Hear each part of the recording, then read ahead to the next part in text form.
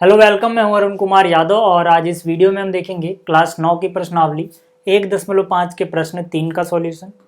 तो यहाँ पर देखो, जो ये प्रश्न है पहले इसको समझ लेते हैं। यहाँ पे हमसे बोला गया है, आपको याद होगा कि पाई को एक वृत्त की परिधि मान लीजिए सी और उसके व्यास मान लीजिए डी के अनुपात से परिभाषित किया गया है, अर्थात पाई बराबर सी बाई डी है।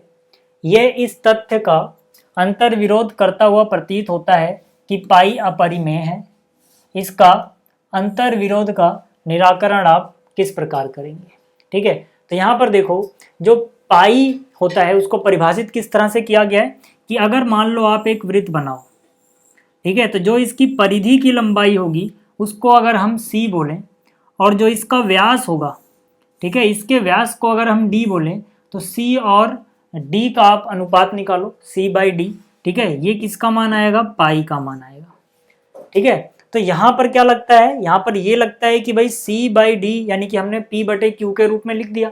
जब हम पी बटे क्यू के रूप में लिखते हैं तो वो तो परिमेय संख्या होती है, लेकिन हम जानते हैं कि पाई अपरिमेय है। तो ये कह रहे हैं कि भाई पाई को ऐसे बटे में लिखना सी बटे डी यानी पी बाई क्यू की तरह, ये तो परिमेय दिखाता है, जबकि असलियत में ये अपरिमेय है। तो क्या ये दोनों बातें एक दूसरे का विरोध कर रही हैं आपस में? तो हम बोलेंगे ऐसा नहीं है। क्यों नहीं है? क्योंकि जब हम C और D को नापते हैं ना, तो हम एग्जैक्ट उसकी एकदम सही वैल्यू नहीं नाप पाते, कुछ ना कुछ एरर, कुछ ना कुछ गलती रह जाती है। ठीक है, इसीलिए जो C बटे में D है उसकी वैल्यू हम 22/7 यूज करते हैं। कितना यूज करते हैं? 22/7 यूज करते हैं कि भाई C और D को हमने नापा, ठीक है, तो उसकी वैल्यू लगभग 22/7 के बहुत करीब आती है, लेकिन असलियत में वो एग्जैक्टली 22/7 नहीं आती, आपको याद रखना है। ठीक है, तो ये हम सिर्फ कैलकुलेशन करते हैं जब तब यूज करते हैं 22/7, लेकिन असलियत में ये पाई की एग्जैक्ट वैल्यू नहीं होती है। जबकि असलियत में जो पाई है उसको हम ऐसे बटे में लिख ही नहीं सकते एग्जैक्ट वैल्यू।